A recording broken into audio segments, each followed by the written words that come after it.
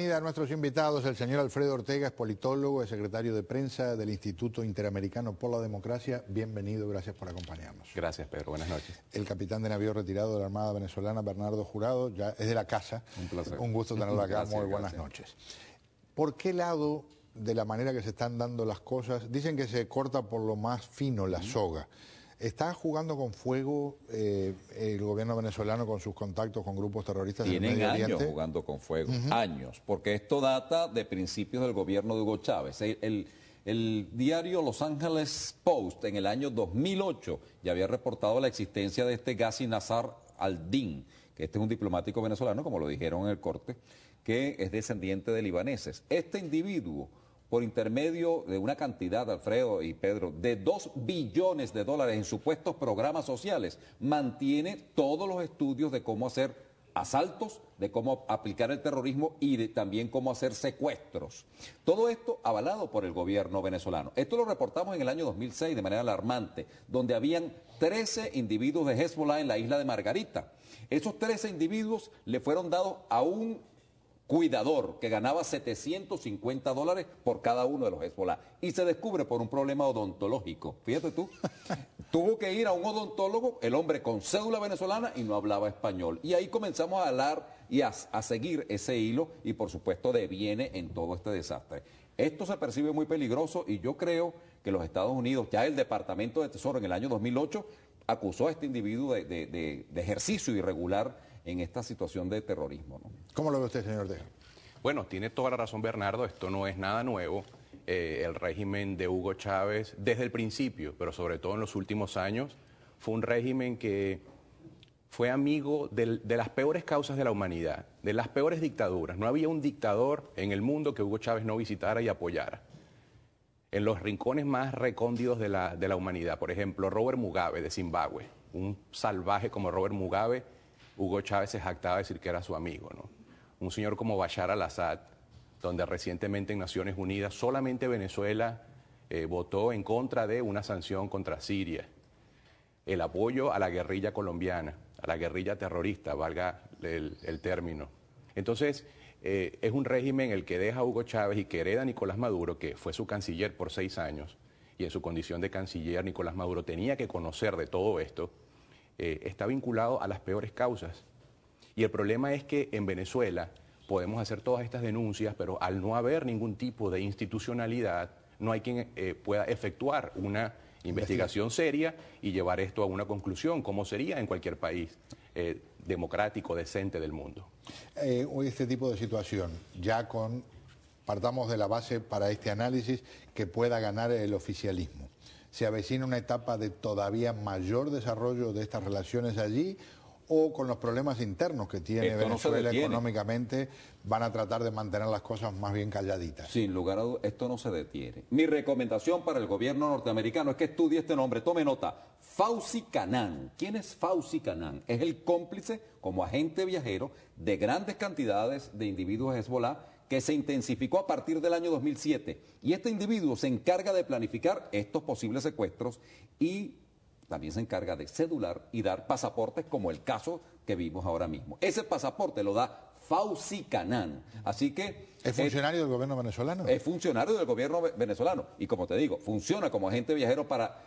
a partir del año 2007 llegaba un puente aéreo permanente desde Irán a Venezuela, porque Fauzi Canaan se encarga de agarrar a los tipos de Hezbollah que ya están en Venezuela como células terroristas dormidas, los embarca y los manda a Irán a entrenamiento de terrorismo, bomba, cómo matar personas, cómo hacer golpes terroristas. Es Fauzi Canaan el que tiene el Departamento del Tesoro que vigilar muy bien. Un detalle, Pedro, de ese puente aéreo que comenta Bernardo, que no era una línea aérea comercial, que tú pudieras ir y comprar un boleto Caracas-Teherán. Era algo pactado desde el gobierno.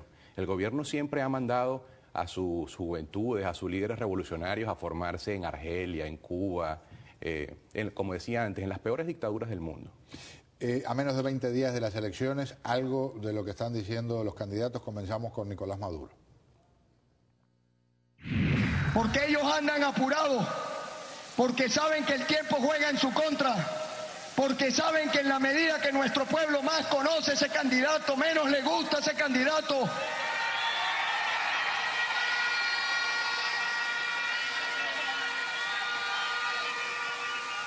Entonces, como andan apurados, como no proponen nada, como no escuchan al pueblo, como no quieren ver los problemas que estamos viviendo, por eso mienten, por eso meten miedo.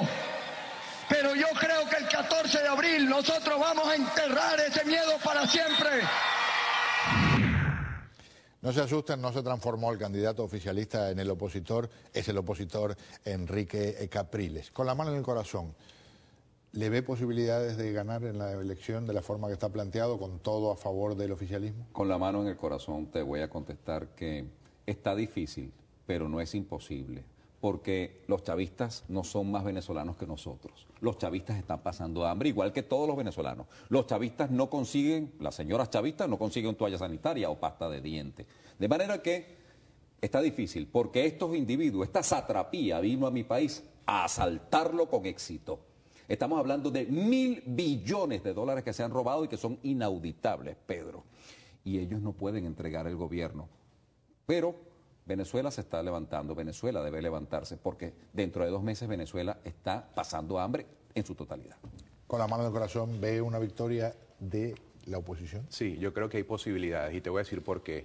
Los regímenes autocráticos pueden controlar las instituciones, las Fuerzas Armadas, los organismos electorales, pero hay algo que no pueden controlar y es la determinación de la gente. Y eso es lo que creo que va a ser decisivo el 14 de abril. Pienso que puede haber un movimiento nacional de tal naturaleza que se le va a imponer la derrota a Nicolás Maduro y que por fin Venezuela pueda encauzarse en un camino democrático. Te voy a decir una frase que escuché en estos días. Nicolás Maduro es el favorito, sin duda alguna, pero no siempre los favoritos son los que ganan. Vamos a ver algo de lo que dice, ahora sí, Nicolás Maduro. Están cada día más locos, más desesperados, más obsesionados con una sola idea: destruir el legado del comandante Chávez, destruir la paz, la independencia y la fortaleza de nuestra república.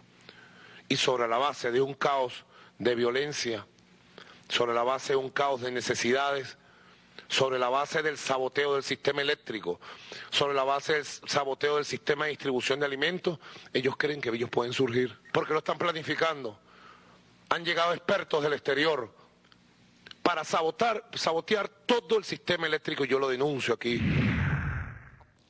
Una vez estas imágenes me tocó reportar desde Nicaragua, por ejemplo, en los 80s, y era también como una cosa de papel carbónico. Ya no existe casi el papel carbónico, ¿verdad? Pero era como la copia de lo que le enseñaban de Cuba. Ahora, en el socialismo del siglo XXI, se mantienen las estructuras. Cambia una palabrita, cambia otra. Habló mucho de la inseguridad, algo que tuvo que reconocer oficialmente y que tiene que trabajar en eso. Hugo Chávez trataba de ignorar lo que es la inseguridad que viven los venezolanos. Bueno, siempre hablan de la inseguridad cuando se acerca una campaña electoral. Y a los venezolanos nos da mucha risa que esto suceda porque van 170.000 muertos en estos últimos 14 años donde ellos han estado en el gobierno. Nicolás Maduro, que como tú bien dices, ya no solo parece un cubano, ahora habla como un cubano. Yo lo vi el domingo en un discurso y era impresionante cómo hablaba como Fidel, una cosa que si no lo veía no lo creía. Pero ellos siempre lanzan estos puentes de diálogo y de comunicación y de reflexión antes de un periodo electoral. Pero como decía Bernardo antes, estas personas ganan las elecciones y no van a hacer sino profundizar ese proyecto castrocomunista que tienen en mente y para el cual viven.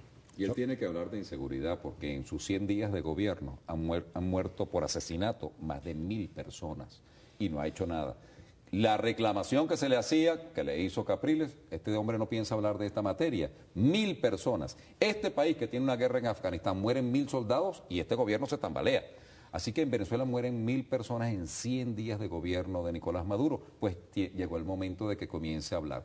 Pero esta es una campaña política basada en la muerte de Hugo Chávez. Como yo lo dije anteriormente, es una suerte de Juana la Loca paseando el cadáver de Felipe el Hermoso para ver si gana las elecciones. Esa es la cruda realidad. Él es Juana la Loca paseando el cadáver de su marido Felipe el Hermoso. Por cierto, en el diario ABC salieron más detalles del proceso en el que insisten ellos que Chávez murió en Cuba, sí, y que hubo todo un acomodo ahí, claro, hasta de cambio de cuerpo en un momento. Sí, cómo no. Definitivamente. Ustedes están en la misma página. Un hombre que pasó 2 meses hospitalizado, sin comer por una traqueotomía, alimentado por la vena, no puede tener esa Salió rozagante. rozagante en la urna. Eso no es cierto. Y un presidente, Pedro, conocido como un genio de la comunicación, que hablaba por lo que debía y por lo que no debía. Lo vimos por última vez el 11 de diciembre y no lo vimos más nunca. Es decir, si Hugo Chávez hubiera estado en condiciones de así sea decir unas breves palabras, él lo hubiera hecho. Claro. Tenemos razones de sobra para pensar y para corroborar que el régimen que dirigió Nicolás Maduro nos mintió vil y descaradamente todo el tiempo en relación con la salud de Hugo Chávez. Y una anécdota simpática, cuando acusan a Roger Noriega y a Otto Reich de planificar el asesinato de un líder opositor, y Otto Reich dice en la revista Foreign Policy que recuerde el gobierno venezolano cuando le advirtieron que había un complot para matar a Chávez. Y dice que Chávez reaccionó con asombro cuando el embajador estadounidense se lo informó, porque dijo, caramba, los americanos anunciándome que alguien quiere matarme, cosa que va exactamente a contramano de lo que está planteando ahora Maduro como parte de su campaña. Y tanto Roger como Otto Reich, que son mis amigos, y yo les mando desde esta tribuna mi respeto y mi admiración, y por supuesto, aclaramos que no tienen nada que ver en todo esto, porque los conozco personalmente. Así que, mira, esto es un invento más, como para hacer noticia y tapar los 1000 muertos, entre otras cosas, tapar la hambruna, tapar Venezuela en un país que exportaba electricidad, y este que está hablando desde Disney World, él está hablando de Disney World, dice que Capriles es el que va a acabar con la electricidad. No, Pedro, todos los días del mundo hay apagones en todos los estados de mi país. El socialismo del siglo XXI. Gracias por un grato placer. Gracias.